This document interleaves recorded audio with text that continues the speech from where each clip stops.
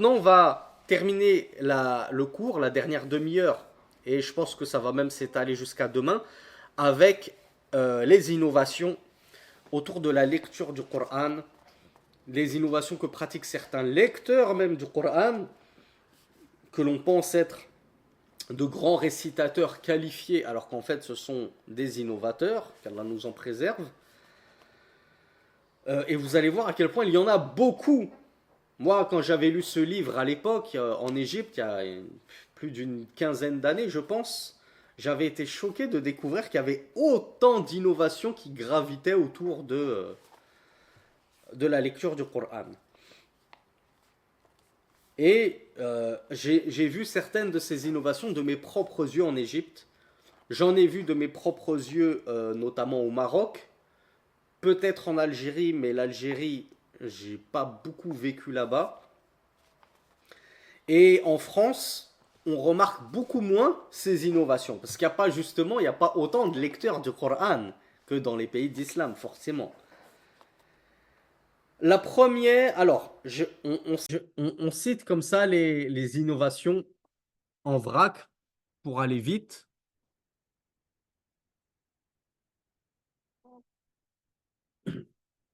Alors, parmi ces innovations, il y a le fait de forcer, c'est-à-dire de se forcer à lire la lecture, le Coran, donc à forcer les lettres, et ça va souvent s'accompagner de wasawis, comment on appelle ça, comment on traduirait wasawis en français? J'ai jamais vraiment su comment traduire wasawis en français, parce qu'on dit insufflation du diable, mais parfois ça peut être autre chose parfois ça peut être psychologique. Vous savez, les personnes qui ont des tocs, comment on pourrait traduire ça? Alors, pensée intrusive, me dit Bintamin, ça me paraît très bien, ça, comme traduction.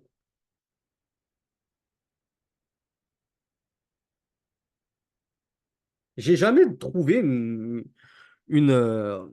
traduction de Wassawis qui réunissait aussi bien les Wassawis qui viennent du diable que les Wassawis qui viennent de la faiblesse de foi et de justement ces tocs et de cette fragilité psychologique de la personne. Donc, on va garder le terme wasawis. Au moins, tout le monde le comprend, d'accord?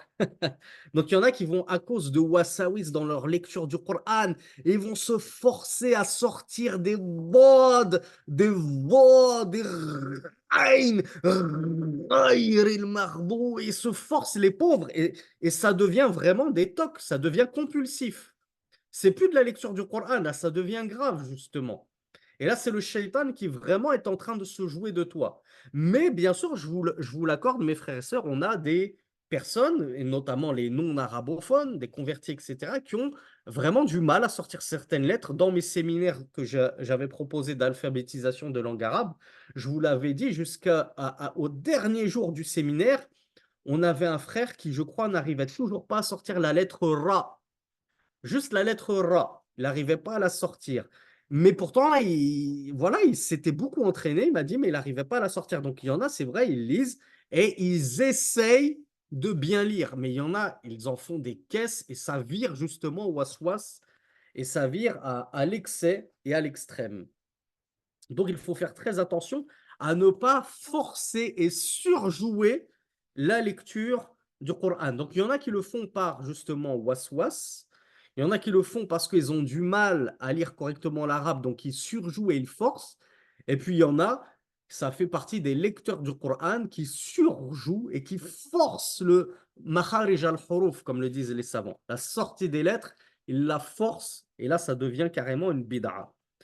Le cheikh nous dit, ils font sortir la lecture douce, simple, facile et facilitée du Coran pour en faire une lecture compliquée, technique, qui n'a pas été rapportée du prophète sallallahu alayhi wa ala alihi wa sallam. Le prophète sallallahu alayhi wa ala alihi wa sallam avait d'ailleurs dit Man arada an yaqra al-Qur'an ratban ila akhir al-hadith, jusqu'à la fin du hadith, celui qui souhaite lire le Coran de manière, on va traduire ça par fluide, facilement, les savants ont dit, c'est-à-dire layyinan, La shiddata fi sawti qari'ihi, c'est-à-dire de manière douce, simple, facile, sans complication dans la voix de son lecteur. Donc ça, c'est parmi les premières bid'a, les premières innovations, c'est le fait de chercher à compliquer la lecture du Coran et à la rendre plus technique qu'elle ne l'est déjà. On a déjà des règles de tajwid simples, basiques. C'est pas la peine d'en inventer pour compliquer les choses et laisser penser aux gens que la lecture du Coran, c'est devenu une niche, un art de niche qui n'est réservé qu'à une certaine élite. Non, c'est très facile, walhamdulillah, d'apprendre le tajwid, la lecture du Coran. Alors, autre erreur, al-khuruj bil-qira'ati an lahni al-arab ila luhuni al-ajam. Et ce qui est voulu par là, comme nous l'ont dit les savants, c'est le fait de euh, détourner la lecture du Coran arabe, connu des Arabes, par des fautes qui sont typiquement commises par ceux qui ne sont pas doués dans la langue arabe. Et je vous ai déjà donné des exemples, et ça va vous choquer parce que je vous avais dit, c'est l'exemple des Maghrébins et des Égyptiens, et pourtant ce sont des Arabes, les Maghrébins et les Égyptiens. Mais de base, est-ce que les Maghrébins de base, ce sont des Arabes, Arabes? Est-ce que les Égyptiens de base, ils étaient arabes? Non, ce sont des peuples qui ont été colonisés par les Arabes. Donc de base, c'était des Berbères. Les Égyptiens, c'était des Coptes de base. Ils n'avaient pas la langue arabe. Donc lorsqu'ils ont été colonisés par les conquêtes islamiques et par les musulmans, c'est là qu'ils ont fini par adopter la langue arabe. Mais elle n'est pas innée chez eux. Ce ne sont pas les premiers Arabes. Les premiers Arabes, ils étaient où? Ils viennent d'où les premiers Arabes? Du Maroc, d'Algérie, de Tunisie, de Libye? Sont où les premiers Arabes? Eh oui, l'Arabie. Et quand on parle de l'Arabie, mes frères et mes sœurs, bravo, Dhun Nourayn, c'est même tout particulièrement le Yémen, le sud de l'Arabie. C'est là le berceau. Et les savants ont divergé qui est le premier à avoir parlé la langue arabe. Je crois que je vous avais écrit une publication à ce sujet. Ou alors c'était dans un cours, mais je ne sais plus du tout dans quel cours je vous avais développé ça. Peut-être dans le tafsir, dans mon séminaire sur le tafsir. J'avais dû vous parler des premiers Arabes, donc les savants ont divergé. Mais la majorité des savants s'accordent à dire que le berceau, c'était le Yémen. Donc c'était le sud de la péninsule arabique. Ils étaient là les premiers vrais Arabes. Le Qawm Ad, Qawm Thamoud, les Ad, les Thamoud, ils vivaient où? Ils vivaient en Amazonie, en Afrique du Sud, en Amérique du Nord. Les Ad et les Thamoud, c'était le sud de la péninsule arabique. Les premiers vrais Arabes. Donc tout ça pour vous dire, parmi les fautes et les innovations, c'est de commencer à lire le Coran avec ton darija à toi, ta langue déformée de l'arabe originel, c'est-à-dire de l'arabe du Coran, tel qu'il a été révélé dans le Coran. Donc au lieu de lire par exemple thumma, tu vas dire tumma. Au lieu de lire Zalika, tu vas lire Zalika. Donc tu vas déformer la lecture du Coran. Et ça, c'est grave de lire le Coran comme ça. Et malheureusement, ça, je l'ai vu principalement en France, des imams, hein, dont je ne tairai l'origine pour ne pas créer de fitna, et qui lisent le Coran comme ça, avec des ta au lieu des tha. Ensuite, une autre erreur. Alors, il y a Anil qui me dit qu'en Turquie, c'est commun. C'est commun comment, Anil? Comment est-ce que les Turcs, ils pourraient déformer la lecture arabe? La communauté turque, c'est peut-être celle que je connais là moins avec la communauté comorienne. Donc, si vous avez des choses à m'apprendre, n'hésitez pas à me faire partager vos témoignages et vos anecdotes. Je sais pas du tout ce que tu vises, Anil, par les erreurs de lecture de la communauté turque. Sachant que les Turcs également ne sont pas du tout arabophones de base. Et ils ont fait l'effort, Allahumma barik, d'apprendre la langue arabe, mais sinon, c'est pas leur langue maternelle, hein. Donc, autre erreur, le fait de lire le Coran comme on lit comme on récite des chansons. Donc il y a des lecteurs, et ça, subhanallah, je l'ai vu récemment. Quand je vous dis récemment, j'ai dû tomber dessus il y a 1 an ou 2 seulement. J'étais même pas au courant que ça existait. J'ai vu un récitateur du Coran qui lisait le Coran, mais vraiment, on aurait juré que c'était du R&B. Et pour vous dire la vérité, j'ai failli arrêter d'écouter parce que j'étais quasiment persuadé qu'il y avait de l'autotune derrière. C'est-à-dire il réussissait tellement à travailler sa voix. Vous savez, comme ceux qui font du beatbox, on a l'impression il y a vraiment des instruments de musique derrière, alors que pas du tout. C'est vraiment un talent vocal. Mais ce lecteur-là, j'avais l'impression qu'il y avait quelques instruments qui accompagnaient sa lecture. Je me souviens plus du tout comment il s'appelle. Donc je sais que vous me donnez des noms. Je sais plus du tout comment il s'appelle. Je sais que c'était un jeune. Il était assez jeune, il avait la trentaine. Et vraiment, sa lecture du Coran, tu te disais, est-ce que la dernière chanson de Beyoncé ou c'est la parole d'Allah subhanahu wa ta'ala? Et ça, c'est une grave bid'a. Il ne faut pas commencer à vouloir faire chercher la parole d'Allah et la lecture du Coran en essayant de les adapter aux différentes mélodies des musiques contemporaines, que ce soit le R&B, le jazz ou tout ce que vous voulez. Alors, parmi ces erreurs-là, on a ceux qui ne vont pas aussi loin en chantant comme de la chanson, mais qui vont prendre, comme on l'a déjà dit, certains tons. Comment on appelle ça à l'opéra? L'octave, le comment il s'appelle? Le baryton, le, comment ça s'appelle? Les tons, c'est-à-dire il y a différents, non, c'est pas les trémolos. Ah non, c'est certainement pas Mohamed Al-Louhaïdan. Il est très très bien, Mohamed Al-Louhaïdan, qu'Allah le préserve. C'est l'un de mes lecteurs préférés. Vous savez, il y a différents niveaux de voix. La voix très grave, on dit que c'est le soprano, je crois. La voix très aiguë, c'est le intel, le baryton, je ne sais pas quoi, moi je ne m'y connais pas du tout. Il y a des niveaux de grave et d'aigu. Et ça, c'est typique de l'opéra et aussi des chansons. Ben, il y en a maintenant des lecteurs du Coran qui se sont dit, bah, tiens, venez, on va faire pareil avec le Coran.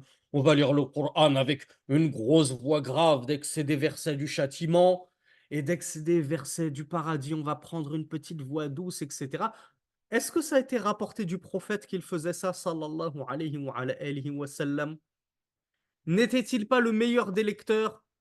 Puis à sa suite, les compagnons n'étaient-ils pas eux les meilleurs des lecteurs du Coran? Est-ce qu'on a hérité cette façon de faire des pieux prédécesseurs? Non. Donc on voit que c'est une innovation de chercher à vouloir donner soi-disant 7 niveaux différents à la lecture du Coran. Et en plus, ils se concurrencent là-dedans. Ils font des concours de maqamat, hein. En langue arabe, ça s'appelle al-maqamat, mais je ne sais pas du tout comment on appelle ça en français. Donc, ils font des concours de maqamat, de tessiture, me dit Samia. Je la crois sur parole parce que ce mot me dit quelque chose. Donc, de tessiture, différents niveaux de tessiture. Ils se donnent des récompenses, des médailles d'or. Wallahu a'lam. Qu'est-ce qu'ils s'offrent pour se récompenser dans la bid'a? La hawla wa la quwwata illa billah. Soi-disant, pourquoi ils font ça à votre avis? Quelle est leur prétention? Que soi-disant cela amène à plus de tadabbour du Coran, soi-disant quand le cheikh il élève sa voix, qui prend une voix grave, Zarma, tu commences à prendre peur, tu commences à te dire, ah oui, ça fait peur le verset qu'il est en train de réciter, etc. Mais comme on vous l'a dit, est-ce que vous êtes plus guidé que Rasulullah sallallahu alayhi wa sallam? Law kana khayran la sabaquna ilayh. Si c'était un bien, le prophète sallallahu alayhi wa sallam nous aurait précédé en cela, ainsi que ses compagnons et les salafos salih et les grands imams de cette umma, de cette communauté.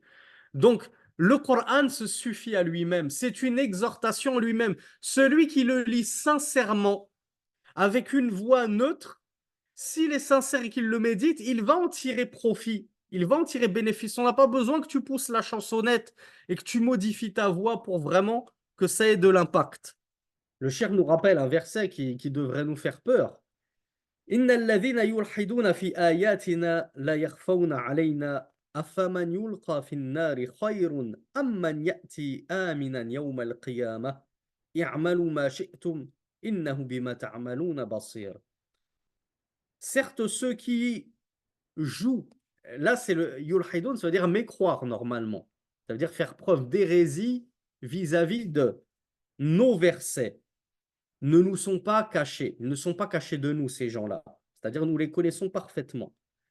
Est-ce que celui qui sera jeté en enfer est meilleur ou bien celui qui vient au jour de la résurrection croyant? Faites ce que vous voulez, œuvrez comme bon vous semble. Certes, il est tout voyant de ce que vous faites. C'est-à-dire, certes, Allah voit parfaitement ce que vous faites. Donc, attention à ne pas jouer. On a beaucoup parlé, on a vu des fatwas dans les premières semaines de séminaire concernant ceux qui jouaient justement avec les versets du Coran. Alors, c'était Dhun Nurayn qui me parlait des trémolos, je crois, dans la voix. Ça, effectivement, c'est une erreur et c'est une bid'a. Et Cheikh, l'imam Ibn Qayyim al-Jawziyya, il a bien détaillé le sujet. Qu'est-ce que les trémolos dans la voix? Trémolos dans la voix, c'est le fait de sortir des sons comme ça, redondants, qui remuent, comme Tarzan.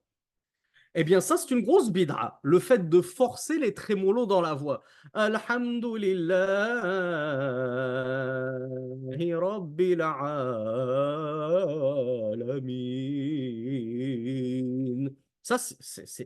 Tu es sorti de la lecture correcte du Coran. C'est une bid'a énorme et c'est très grave de lire ainsi.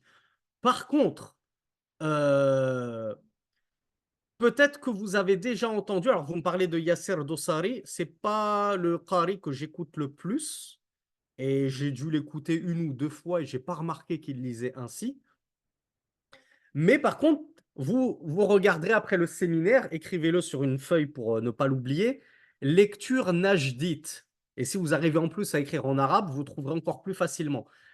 Qira'atul Qur'an an-najdiyya. Parce que c'est propre aux lecteurs du Najd. Ils ont un tout petit peu de trémolo. Ils ont un petit quelque chose dans la voix, un petit vibrato dans la voix. Eh bien, Cheikh Ibn Qayyim al-Jawziyya nous dit ce vibrato, ce trémolo naturel que tu ne forces pas, ça a pu vous arriver, ça m'est arrivé, ça a pu vous arriver de parfois avoir ce petit trémolo qui sort de temps en temps comme ça. Ou alors, il arrive tout le temps dans ta qira, comme les savants du Najd, enfin comme certains lecteurs du Najd, ça fait partie de leur style de lecture, mais c'est tout à fait naturel. Ce n'est pas du tout forcé. Eh bien, l'imam Ibn Qayyim al-Jawziyya nous dit ces trémolos-là, ce tatrib-là qui est naturel et qui ne dépasse pas les limites du naturel et de ta prédisposition, il n'y a pas de mal. Le mal, il réside dans ceux qui forcent les traits, comme on l'a vu dans la première bid'a, le fait de forcer les lettres, de sortir la lettre à outrance. Eh bien, le fait de forcer les trémolos, d'en rajouter au-dessus du niveau normal et naturel, là, tu es tombé dans la bid'a. Et là, tu es tombé dans l'erreur. D'ailleurs, souvenez-vous ce qu'on avait vu que Abu Moussa al-Ash'ari, il avait dit au prophète, après qu'il se soit aperçu que le prophète sallallahu alayhi wa sallam l'écoutait, il avait dit An-Najdiya Angel, pas An-Nakhdi, An-Najdiya. Alors écoutez, je vais vous l'écrire, je vais vous le copier-coller, je vais vous l'écrire, comme ça vous avez juste à faire un copier-coller, Inch'Allah. Faire votre petite recherche après le cours. De toute façon, en plus, on a fini le cours. Donc, je termine juste ce que j'étais en train de dire. Ça m'a troublé. Oui, donc Abu Moussa al-Ash'ari avait dit au prophète, sallallahu alayhi wa sallam, si j'avais su que tu m'écoutais, j'aurais embelli ma lecture. Donc, il n'y a pas de mal à embellir sa lecture, et notamment en se laissant, et ça c'est Ibn al-Qayyim qui nous l'explique, en se laissant aller à ces trémolos naturels. Et Ibn al-Qayyim nous dit, et laisse-toi aller si tu veux à la tristesse. Alors je ne sais pas, est-ce que quelqu'un d'entre vous m'avait parlé de tristesse tout à l'heure? Peut-être que Raniar le Bilka, c'est ce que sous-entendait Shir Sulaiman al-Ruhaili. Tu me parlais de quelque chose de Shir Sulaiman. Peut-être que c'est ce que Shir Sulaiman visait. dans la fatwa que tu as entendue de lui, c'est-à-dire laisse-toi aller à tes émotions naturelles. Lorsque tu es touché par ta lecture, lorsque tu as de la peur, forcément dans ta lecture va y avoir un petit peu de trémolo naturellement issu de ta peur du verset, du châtiment que tu es en train de lire par exemple. Lorsque tu es en train de lire des passages qui parlent du paradis, de toutes les merveilles qui t'attendent et de tes houris qui t'attendent avec impatience, tu peux avoir ta voix qui va commencer à devenir mielleuse, comment dire, à s'adoucir. Toutes ces choses-là, ces différences de niveau de la voix et de, comment dire, d'intonation de la voix qui sont naturelles et qui émanent de ta lecture du Coran, Cheikh Ibn Qayyim nous dit il n'y a aucun souci là-dessus. Le souci, c'est justement ceux qui vont forcer, qui vont, entre guillemets, faire semblant, qui vont rajouter pour se donner un style et pour essayer de se montrer devant les gens. Voilà pourquoi Cheikh Ibn Qayyim nous parlait de Ar-Riya. Il y a beaucoup d'ostentation chez les lecteurs du Coran parce qu'ils veulent essayer, ils veulent avoir la meilleure réputation, ils veulent qu'on dise d'eux lui, c'est le meilleur des qari. Lui, il arrive à nous toucher. Lui, il arrive à nous faire pleurer. Et lui, c'est pas un bon qari parce qu'il n'arrive pas à nous faire pleurer durant le tarawih.